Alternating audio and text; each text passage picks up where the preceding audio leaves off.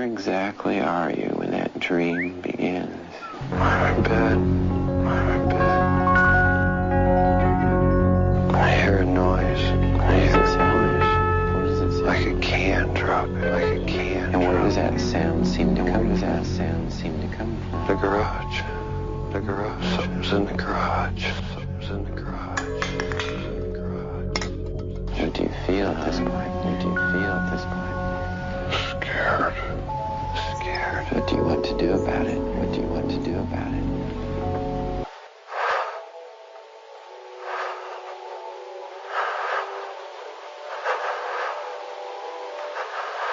I don't want to look.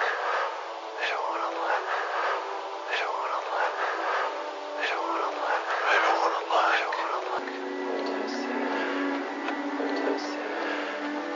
What happens now? What happens? Just recognize where you are. What happens? Just recognize where you are. No. Just recognize where you are. No. Just recognize where you are. No. Just recognize where you are. No. Just recognize where you are. No. Just recognize where you are. No. Just recognize where you are. No. Just recognize where you are. No. Sees what? I don't want to look. I don't want to look. There's still upstairs. What do you see? What do you see? Oh, fingers. Big head. Big head. And dark eyes. Dark eyes. You don't have no hair. No hair. You don't have any ears. No ears. Here they come.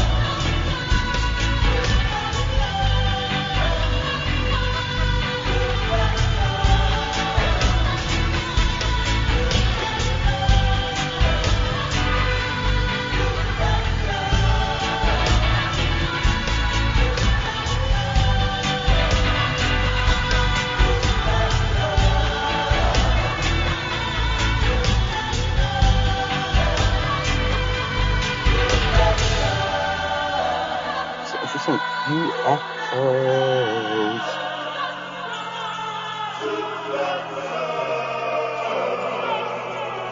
UFOs. I think it's in the sun, but you can't tell. Craig, tell me what it is that you experienced. You should probably start with the crystal shop. Yeah, I could actually start even before the crystal shop. So it started, I was, I believe, about 12 or 13 years old, and my father had dropped me off at a big firework warehouse. One of his buddies owned it. Apparently, he lived there with his mom in the basement. So he dropped me off for the night, and he was going to pick me up the next morning. So that night, I'm walking around the fireworks shop all night, just hanging out, checking everything out. I was a kid. I was super excited. So about 10, 11 o'clock, we go down to the basement. And my first impression, I start walking down the stairs. It's really dimly lit, and you can barely see anything except for maybe a TV in the back, like flickering, like an old black and white TV. So as I'm walking down these, creaky stairs and take a right, I just see like kind of a small kitchen area with a bunch of dirty dishes stacked up. I mean, taller than I was. It was pretty bad. And everything was just really messy and dirty and just damp and gross and not fun stuff being a kid. So I was already kind of a little creeped out. So he walks me over like kind of in front of a TV. And so maybe about 3 or 4 feet in front of me, there's a rocking chair. And he said, "That's my mom." He said, "You can sit down and just, watch TV or whatever, this black and white TV." I don't remember what was playing, but okay. So I was creeped out. So I sit down on the ground and I start checking stuff out, and I'm looking at her, and she's got really long fingernails, really nappy hair. I can only see maybe her right arm and her hand, and a little bit of the back of her head in this old wooden rocking chair. So I was already really creeped out at this point. But I ended up falling asleep at some point. Ow. I woke up. Oh, scary. I don't know. I think I fell asleep actually pretty quick. I think I was pretty tired from running around the fireworks store all night. But yeah. I fall asleep, and the first thing I see when I open my eyes is this woman is kneeling. She's probably about 90 years old, probably older than that. She's literally kneeling over me. No idea how she's kneeling over me, but on all fours as I'm laying down. And she's staring at me right in my face. And I open my eyes and I see her face and I freak out. And I like kind of threw her off me, and she made this awful grunting sound. And I ran up the stairs, ran through all the dirty dishes and everything, the whole kitchen area, ran up the stairs and called my dad, and I was bawling my eyes out, and it just totally freaked me out. I mean, I'm grontophobic to this day. I still get really bad anxiety around old people, like really old people that don't look like they are living anymore inside. They're just hollow shells walking around. So that kind of kicks off this whole story. Just to pause for a moment, and I know that this might not have anything to do with it, but when people have hypnagogic states in waking life, there's this phenomenon known as the old woman on the chest. And it's an old woman who sits on the chest of the victim and like puts her face up to the other person's face. And it's terrifying for these people. It's terrifying for these people. Had quite a few experiences with the old hag. This is very closely related to the alien abduction phenomenon, which is also very closely related to NDEs, which are near-death experiences. Now, with that being said, please continue. Okay, so needless to say, after that, I started having really bad nightmares. And my father started dating this Native American woman who owned this little rock shop, or it was called Natalie's Crystal Cove in Hooksett, New Hampshire. So he started dating this woman, and she gave me a dream catcher one night because I told her I was having really bad nightmares and just wasn't sleeping that well for a number of years after that. I was probably maybe 14 or 15 at this point. So she gave me a dream catcher, and that night just completely stopped having dreams. Never, ever remembered my dreams for years and years and years, like not even one. How many years? Probably told at least 20, 21. So I'd say like maybe 5, 6 years. Okay. Not one dream would I remember ever. Whether I had them there or not, I'm not sure, but I again, never remembered any of them. And before that, they were all, 99.9 of them, they were all nightmares. So around that time, my father moved to Florida, and then I moved out of that house, and in the process, lost a dream catcher. So just about maybe 2 or 3 days later, I had a really bad nightmare, and I woke up and I was like, holy shit. Like, I haven't had one of those in a long time. I don't remember exactly what it was, but it like caught me off guard. Like, woke up, my chest pounding, like I wasn't used to that. So the next day, me and my new girlfriend, went out and got another dream catcher. Didn't work. Nothing ever worked after that original dream catcher like that one did. And this girl that I'm dating, she's in college, and she's in a psychology class. So I go to her class a couple of times, and at the end of, I think, the third or fourth time I was there, we stayed late and we started talking to the professor, and I told him what was going on because I was having this really bad reoccurring nightmare. And I've only been having it at this point for maybe like just a couple of months, but I probably had it every other 2 or 3 days. I'd have this reoccurring dream. So it would be me sitting at a long table, and there would be the woman on the other side with her son, and it'd be me on the other side, of course. And there would be all sorts of like knives and glass and stuff laid out on the table in front of her, and he would pick up different stuff and like cut her with it and everything, and they'd just be staring at me the entire time.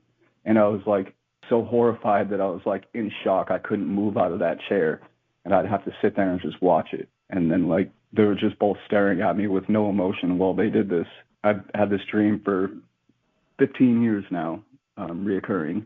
The third or fourth time I stayed late and we talked to her professor together, and I told him what was going on in my dreams and if he had any advice, and he said, maybe you should go see a therapist or something. And he's like, have you ever tried talking to the woman? And I said, I'm always frozen. I'm always paralyzed. I can't move at all. Like I can't talk. I can't move. I can't do anything. I'm just staring at them.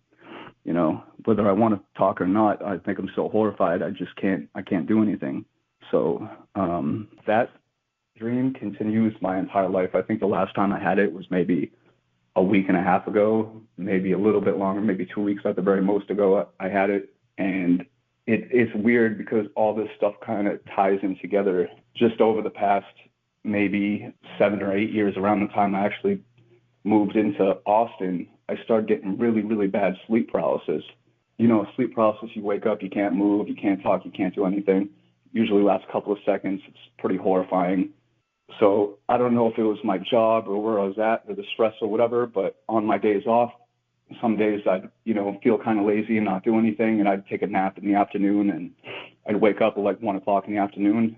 And sometimes maybe every other weekend, maybe once a weekend, I would get stuck in sleep paralysis where I would be stuck for like hours. Like I can't move for hours. And I'd even have friends over, and after I finally break out of it, they'd be like, you were making some really weird noises. I was like, yeah, I was trying to get you to help me because I was stuck in the sleep paralysis.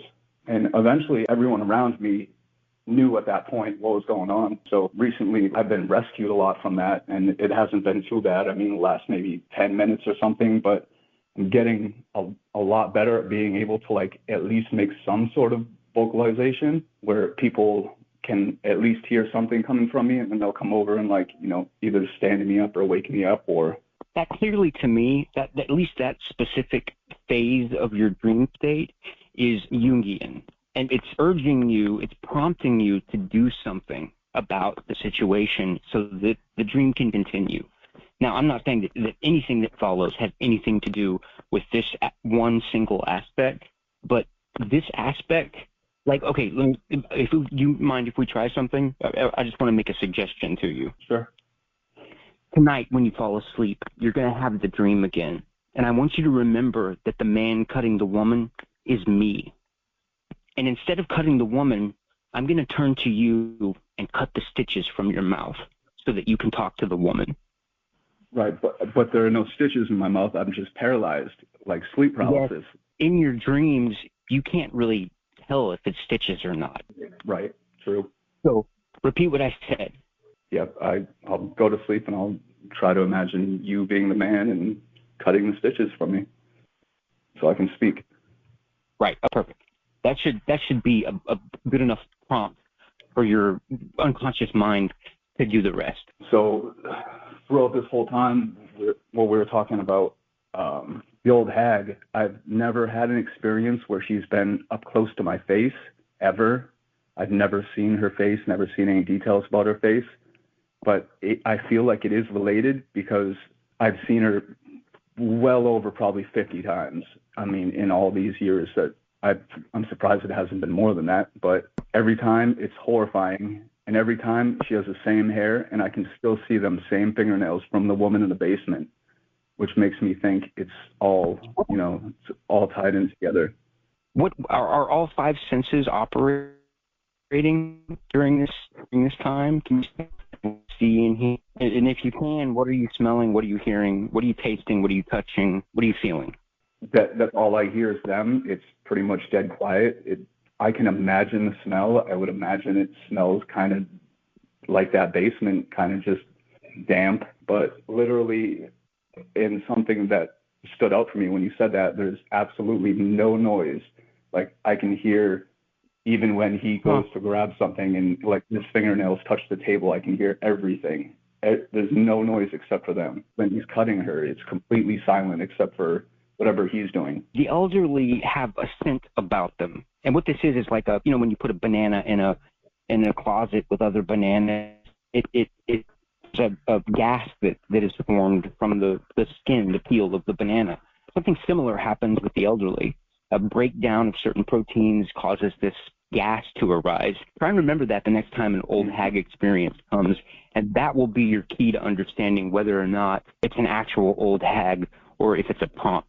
Oh, I know that the smells are, again, if I were to just think about it, I can almost taste that smell, and they would be the same when the old hag is around, whether I'm dreaming, having a flashback about the basement or I'm reliving that, reoccurring nightmare. So I started getting really bad sleep paralysis at this point. Like I said, I've talked to many people about it, and everyone around me kind of knows, hey, if he makes an odd noise or something, just go over there and wake him up. And the one guy that never did it was my best friend, and it used to piss me off so much because I would be to the point where I'm almost yelling help, but I just can't say the words. Almost help if you were to have your mouth closed. Like he'd turn over and look at me and just look back at the TV. And every time I wake up, I'm like, I want to kill you. Like, why can you not get me up when something like this happens? So all of my dreams are nightmares. 99.9. I don't even think I remember last time I haven't had a nightmare. Now it's to the point where I feel like the reoccurring nightmares aren't happening as much, but now it's getting to the point where the sleep paralysis is happening more. And now I can't tell if I'm awake or I'm asleep. This one time I don't know if it was a dream. Okay, so let's just say I had a dream where I stumbled outside of my door and I passed out right in front of my door on this little wooden walkway that I had. Okay. And I woke up and I was literally, in the dream, I stumbled outside and I fell down and I got stuck like in sleep paralysis. And at some point I fell asleep. So after that, I woke up and I was laying on the wooden walkway outside of my door. Whether it happened the way I dreamt it happened, or like I was stuck outside there for a couple of hours, or if it just happened, I don't know. And there's a lot of examples like that. There is no Fight Club. Yeah, no shit, right? This one time, okay, I was working at this job, and I had a really bad toothache, and I was a manager. One of my employees gave me a couple of Percocet or whatever, and I wasn't used to taking them, but I took them, and okay, let me start over. So I had a dream where I was high and falling asleep or nodding out during a manager meeting, okay? And I woke up, didn't think much of it, whatever. A couple of weeks later, my boss comes up to me and he says something. I was doing something stupid at work. I don't remember what it was, but just joking around. And he's like, you don't want it to be like that time you were nodding out during the manager meeting. It was like a couple of weeks ago. When you were falling asleep, you couldn't even keep your head up. I said, bro, that was a dream. I said, I feel like this is a dream now because that was a dream. And he goes, no, that was 100% real. You almost lost your job because you were falling asleep during a manager meeting. I was like, what the fuck? And a lot of the times my dreams feel like they last forever. This one dream, I had a dream where I told you about this. I was floating through space and I was stuck in sleep paralysis. I mean, for years and years and years, I was stuck in the sleep paralysis in this little rocket by myself, just floating through empty space. And I woke up and I wasn't stuck in sleep paralysis, but it took me literally probably 3 minutes to even figure out who I was or where I was. I woke up and I'm like, where the fuck am I? And I'm looking around and I go and I open my door and I didn't even know who I was for the first couple of minutes when I woke up. That's how long I was in this dream. For me, it wasn't a couple of seconds. For me, it lasted 10, 20 years. I literally woke up and I felt like I had more gray hairs. Like it took time from, that's what I feel like. Why do you use the word rocket? I think I used spaceship. I don't remember actually taking off in a rocket. I just remember simply floating through space in an empty spaceship, like a small spaceship. Like how small? It was probably about the size of a large bed, just barely enough room for me, maybe one other person. It was a really small spaceship, but I just remember waking up and feeling like those years just got evicted from my soul. I woke up and I just felt older. I was drained of energy.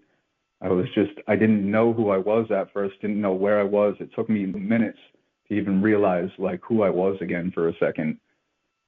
And that's going to be a theme for the next 7 years of my life that I've been living in Austin.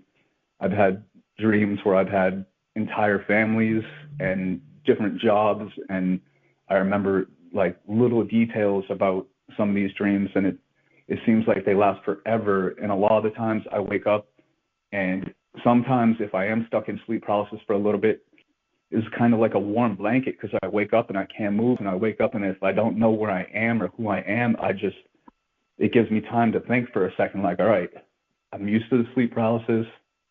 I've had it probably in the previous dream that I just came out of, so I'm like used to that. So I just kind of gather my thoughts and, try to remember what's going on again in my life and where I'm at. You said that during one of these dreams, you passed away. And in doing so, you were confronted by a being. He said something specifically. Okay. Yeah. So I had a dream. I just woke up in this dream, and it was the typical kind of just can't see anything, just kind of white with a voice in the background. And that's all it asked me is, if you could start over, would you? And I said, fuck yeah, of course. And I remember saying it twice like that, like, of course I will. And then instantly I was like 5 years old again. I wasn't a baby, or I wasn't an infant. I was probably about 5 years old, could definitely walk. I was probably in like first grade and just knew everything that I knew now. Just as a little child, I don't remember looking in a mirror and remembering it being me, but that I was him, as a child, knowing everything that I know. And I just remember like breezing through middle school and, everything after that, high school, staying away from drugs, like getting really good grades. And it was fucking fantastic. Do you remember your name? I remember I was at the same middle school. I went to the same high school. I don't think I was with the same girlfriends because I wouldn't have done that again, of course. Did you have the same family? Yep, same family, same dad, same sister. Yep, same everything. But now that you mention that, that's kind of weird because my mom passed away when I was young, and I don't remember her ever being in that dream. So I guess I didn't have a choice in that matter, which is interesting. That would have probably been a big help as far as changing my life, So this is where the list came into play. And you told me about it, that I've been keeping a detailed list of summaries of these dreams, and you use them almost as a like a feed, because you see them and you immediately remember the entire experience. And I was like looking through this vast list and thinking this must be hundreds, maybe even thousands of years of experience that you've accumulated. And but you're telling me that most of these are not pleasant. Yeah, the one with the the one where I went back as a kid, that one was good, and there might have been one other really weird offshoot one where I was on the beach with, I think Robert De Niro or something like that. I remember bringing up a beach story too and was like, no one ever has good dreams, I feel like, but I had one dream with Robert De Niro and maybe a horse on a beach or some shit. I don't remember, but that was an offshoot, but all the other ones have been nightmares. How many whores were on the beach? Oh, Horses. Stupid. Yeah. Yeah, just one horse. One horse on the beach with Robert De Niro. If you don't mind, and before we get into the list, we've already done this once, so we might as well just use this one as the first experience. But I'd like to do the random selection again. But we already did the random selection, and it was, I can't remember exactly what it said. Ghetto, neighborhood, and you go into a house that has a basement and a loft. Could you read the entire thing, maybe so that people can get an idea of what these summaries sound like? What my clip notes are like? Yeah, sure. Just give me one moment. At the moment, at the forefront of science, particularly quantum physics, they've made certain discoveries which suggest that these things called microtubules in the brain are quantum in nature, even though they're macro sized objects. The reason I say macro and make the distinction in the first place is because quantum physics deals with things on a very small, at the subatomic level, and relativity, or rather Newtonian physics, deals with things at the very large level, like the planet. But there's a line in between these two schools of thought, which cannot be passed typically. And the reason that there's a line is because gravity does not work in the quantum realm. It just breaks down. The equations break down for some reason. And they've been trying to find a way to reconcile these two very successful theories, descriptions of reality. But as of yet, we have been unable to do so. Now, people say, oh, it's just because, man isn't perfect and, our understanding isn't perfect. But, we had a pretty clear running from understanding the atoms to, where we finally got to germ theory. And it's just, there's these breakaways in our understanding of reality that suggest that reality itself may not be what we think it is. Okay. So you got to remember, these notes are for me. These are right when I wake up, the second I wake up, and I've probably only written down maybe just like a small fraction of them. So again, these notes are just for me, just something to remember, to like flash me back to that point or something, so I can remember the dream. Right. That's all it says is house on the west side, downtown, bad neighborhood, gangs, huge fucked up basement with death and horror, but I'm oddly comfortable with it. That's all it says. Weird. As soon as I read that, I can just remember the house was one of my girlfriends, that not that I've dated in this life, but in my dream it was one of my girlfriends. So if I were to explain the house, it'd say Manchester is like a little New York, like downtown is kind of city-like, and she had like a house downtown. It wasn't an apartment, it was like a house. So imagine like you're going down a street, like an L-shaped street, okay, and there are buildings all on the left and in front of you, in front of that L. So her house is right straight in front, right on the corner, not on the left corner, but straight ahead. So if you're staring at this house, to the left there'd be a parking garage where they parked their car in, and it was open, although there was no car in it. And then to the right, there's a door. You open that door and you go upstairs, and it's just straight up. It's just a plain hallway. And then it turns to the right, just a plain hallway again. And it opens up into a living room. You walk through, and there's a couch or a little chair to the left. There's a couch to the front left. To the right of that, there's a TV. And then if you go right, you walk kind of through the living room, and there's a little kitchen area with the kitchen's to the left and the counter's kind of right in the middle. And if you walk to the right of that counter, there's like a little seated area next to a window right there, right in front of you. Like if you were to go to the living room and look straight ahead, there's a window. There's a couple of seats right there to the right. And there's a door underneath the loft right there to the right. And if you were to go straight and go up the loft, that's where my girlfriend's bedroom was, right on top of the loft. Okay. So that's what I remember about the house. And I remember like even stupid little details. Like I can remember like, you know, posters she would have had on her wall and stuff like that. And I can visualize them almost. But so if you go back outside and you go to the garage, in the far left corner, there's a door. So there's no door on it either. The garage is open. There's no door on it. So you walk through that door, and then immediately you see a wall, and it veers to the right.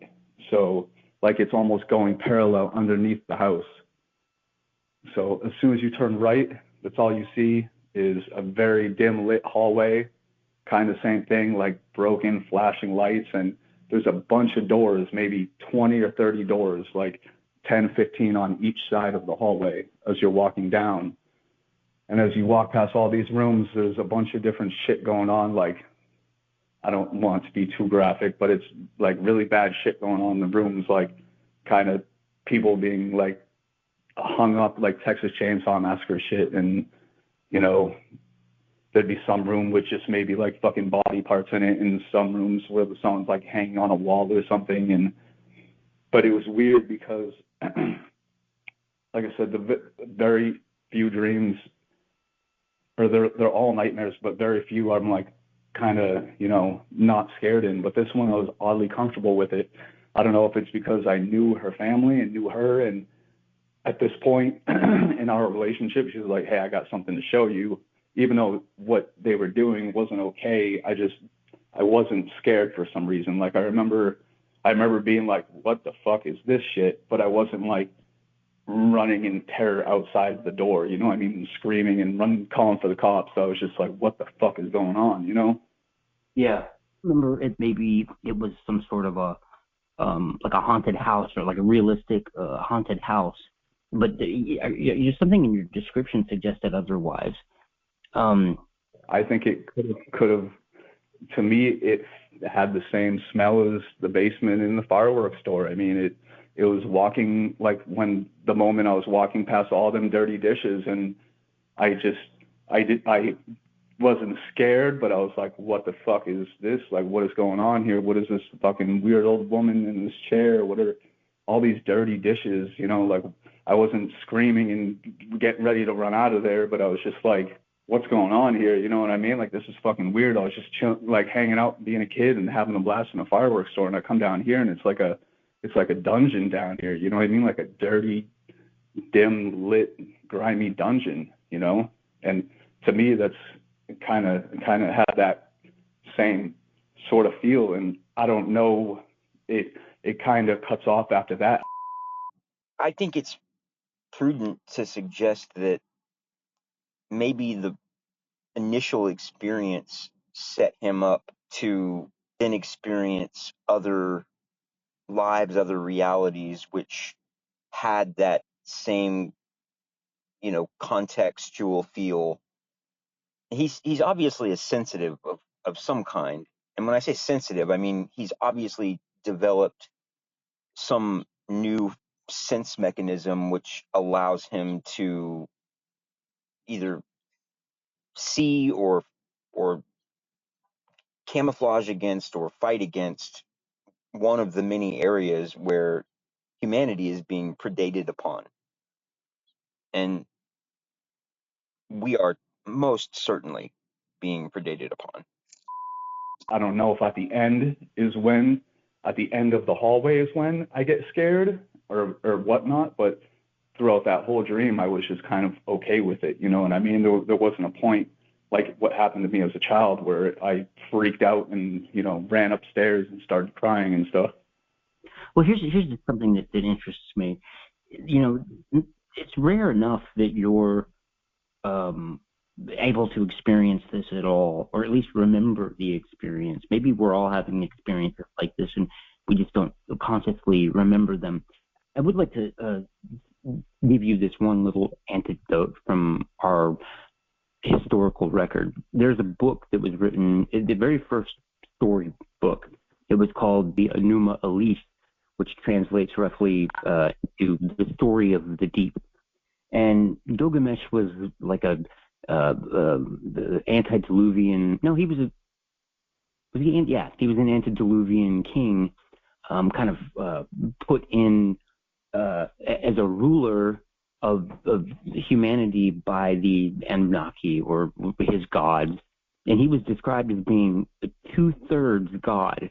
I don't know how that works out, but to me, it just suggests that he was created in a lab for a specific purpose. But I'm sure somebody can say, Tad, you're stupid. You don't understand mathematics or genetics or how babies are born, which is probably true. So I'm just going to breeze over that. But the story is of this man, Gilgamesh, who is just a fucking terrible, terrible, terrible, terrible person. He was raised by the gods who automatically have a distaste for humanity. They look at humanity as cattle, things to just, if they get out of hand, they can cause problems. So they have to be managed while the gods are on planet or in reality or whatever, however you want to see these things.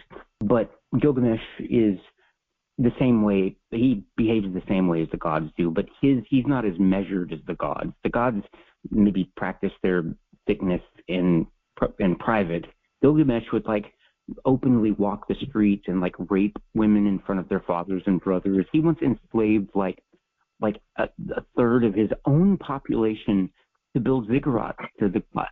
It's fucking crazy. So the gods were like, okay, this is not working. This is not working. This is not working. We're getting upset now. We need to figure this out. So they cloned this creature, or they made this creature. Sorry, I'm not going to say the word cloned. And he was like a wild man, very powerful. And they put it into the city with Gilgamesh, actually outside the city walls. And they made Gilgamesh go and approach this thing. And this thing immediately attacked him. And they fought outside of the city walls for days. Finally, Gilgamesh subdued the beast and thereafter became its very best friend. They were inseparable. This man thing was called the Enkidu, and they went on this great adventure together because Gilgamesh wanted to discover the secrets of immortality. And they had a series of misadventures which culminated in, actually Enkidu died battling some robot, literally, while they were stealing cedars from this forest somewhere. There's a lot to unpack there, but we're not going to get into that now. Actually, I kind of want to put the tip in just a little bit on this. So the cedars from the forest, it seems that's weird. Like, why would you steal cedars from the forest if you're the ruler of the forest? Even if there's some robot guarding it, it doesn't mean it's your forest, right? So I never understood what the fuck that meant until I read was it the Zohar? I can't remember, the Zohar maybe? Anyways, it was talking about the 6 supernal days of creation, referred to as the 7 supernal days of creation, referred to as the 7 cedars of Lebanon. Ha. So when they're speaking about cedars, they're talking about creation. So if they're stealing some creative force from the forest, why would they disguise that using such bizarre language? There's still a little mystery there, and I'm not going to be super satisfied until it all comes back. So I'm going to go ahead and just submit this to my subconscious. Finally, Gilgamesh, in his sorrow over Enkidu, decides to finish the journey that they both had started together. So he gets into a ship and sails it to this underground kingdom where he knows that Methuselah is living on an island beneath, this chthonic island beneath the earth. Methuselah was given immortality by the gods. So something happens and the story flash forwards and Gilgamesh is in this sailboat And he finally reaches on this island, and he sees this old man approaching from the distance with a torch. And Gilgamesh pulls his sword from its scabbard. Giant, he's a giant man. I don't know if you can even call him a man. He's very big, like 16 foot tall. And he runs towards this little old man. Actually, I think Methuselah was described as a giant too, so I don't want to say that. But he approaches Methuselah, and Methuselah's like, "What do you want?" Very measured, very old. And, Gilgamesh just screams into his face, "You have immortality, and you're going to give it to me." And Methuselah starts gut laughing, like he was just told the funniest joke in the world, and Gilgamesh gets upset. And Methuselah looks at him and says, How could you possibly understand immortality when you don't even understand dreams? And he puts his finger on Gilgamesh's forehead, and before Gilgamesh can pull his sword up even an inch, he collapses onto the sand and falls asleep for days. Technically, it's translated as sleep, not dreams. But fucking, what is the author going to come back and sue me? Watch. You just watch. Gilgamesh is going to be re-fucking incarnated, and he's gonna like show up at this 16-foot tall fucking monster is gonna show up wherever the fuck I am, and you'd be like, "Hey, listen, it feels like you've infringed upon my property, even though that property is intellectual."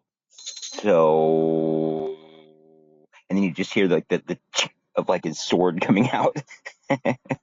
Please, seriously, if anyone has any kind of information about maybe the possible return of Gilgamesh, warn me. So there's something about dreams it's very important for us to understand as a species, and as of yet, all we've done is make guesses. And I think that this is a very important step forward in understanding what could be a key. Keep going. Sorry. So I think this is where I'm going to lose a lot of people at this point in the conversation, because if you had all this experience with dreams and stuff, why don't you, try to astral project or, try to do something or control it? Well, over the years I have, trust me. A couple of times, maybe a handful of times. I remember this one time, I was in a shed, sleeping in the shed, and this almost Jason-like guy with a mask was banging on the door trying to get in.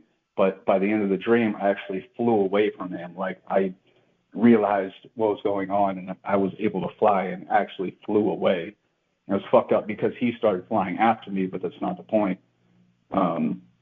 So I think this is where I'm going to lose a lot of people, though, because you said the whole thing about him not understanding dreams, and we were talking about this earlier, and I feel like through all my experiences, I feel like I know what happens when you die. Over the last maybe 5 years, like I said, I've been in Austin for about 7 when all the major stuff has been going on. My dreams in the past 5 years, maybe I'd say well over 10 times when dreams get really bad. Sometimes it's going to sound really bad, but sometimes I can kill myself in my dream. I can take my own life, and I'll either wake up or I'll wake up in another dream. There was this one really bad example that I told you earlier where I remember I was going to school, I was in college, I was doing really, really bad, just doing drugs, making an ass of myself, lying to my family, and I ended up killing myself. And so I killed myself, and I woke up as a little girl being molested by her dad at some point, which Fuck. Terrible. Yeah, but that was probably the worst dream I've had, even after killing myself and seeing all sorts of other horrible shit. That was probably the worst one I've ever had. And yeah, but I was in a really bad one, and I killed myself, and I woke up in an even worse one. And that's how I feel like I kind of know. It's happened to me so many times in my dreams where I've taken my own life, and I've waken up, or like I said, I've waken up in a dream, and it's probably not a good dream, but if it's to the point where I took my own life in my dream, it was probably a really bad dream. So I probably woke up in something marginally better, you know. A lot of the times I do. But I feel like that's kind of what happens when you die. I feel like you just wake up somewhere as someone else, you know. I've never woken up as an animal or an insect or anything, but He does seem to be popping in and out of these lives during moments of either extreme stress, extreme fear, or moments of disassociation. Fascinating.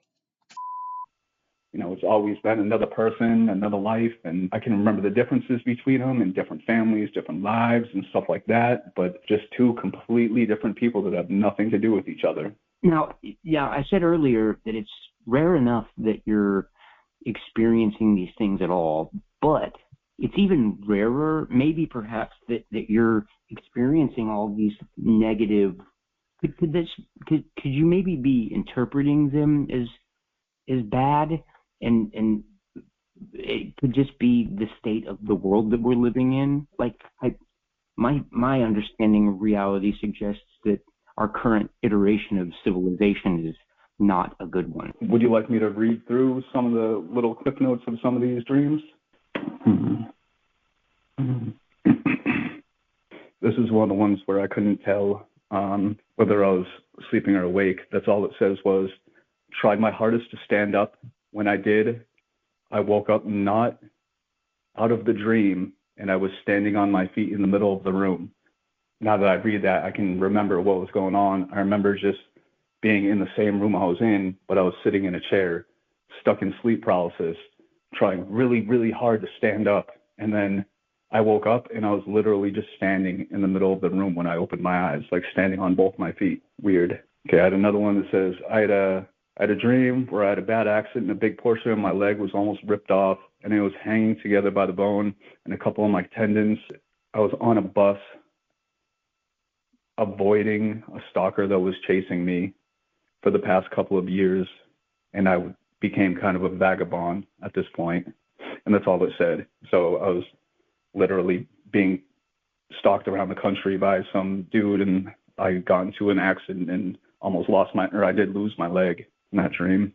I don't remember what time period, but I do remember it was somewhere in the mountains. I can clearly remember it was in front of almost like a gas station, kind of like a very isolated gas station. I remember seeing like mountains in the far distance, like really big mountains. I'm not sure where that would be. It wasn't New Hampshire because I would have known that, but Colorado, perhaps, the Sierra Nevada. Yeah, I've never been there, but it sounds like that would be something. It would be something like that, kind of like snow-covered peaks.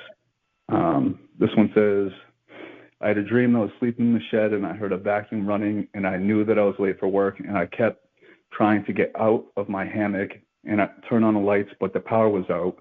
And so I go out and just laid back down. And I woke up and it was like 5:30 in the morning. And that's all I remember is when I woke up, I even wrote this in my notes, my arms hurt and my legs hurt, my chest hurt. It felt like I did a freaking 3-hour workout like that morning. Like my whole body kind of hurt. Like, so the dream was I was struggling to get out of my hammock, stuck in my hammock and fighting it. And I woke up and like my muscles hurt. This one says, I had a dream I was trapped inside of a huge hospital with a bunch of creatures. Said one specific part was I locked myself into a tiny office where there was a mini fridge that I had opened and it had just a few things in it, like a head and an arm. Yeah, I opened the fridge and a head came rolling out of this refrigerator. I was at a hospital. I vaguely remember that one. Even reading it, I vaguely remember it. I really don't even watch any like horror or gory movies either. It's not something I read about or something I even think about. Kind of been a theme in my dreams. I don't know why.